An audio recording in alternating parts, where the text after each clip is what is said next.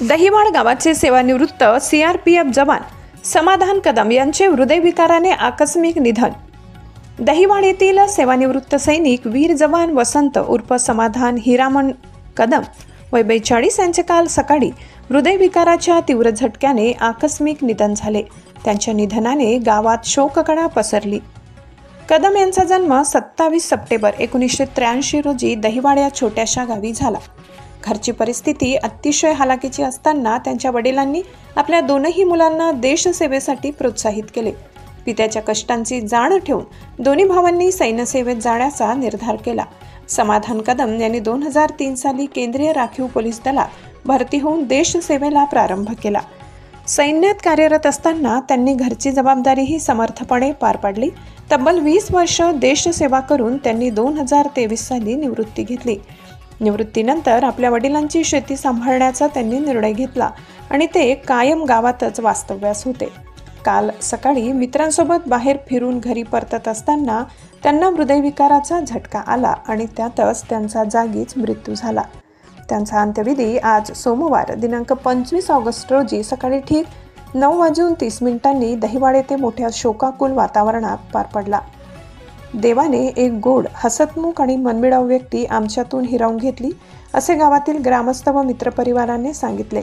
समाधान कदम यांच्या निधनाने संपूर्ण गावात शोककळा पसरली आहे। S9 TV न्यूजसाठी गणेश शिंदे, मालेगाव।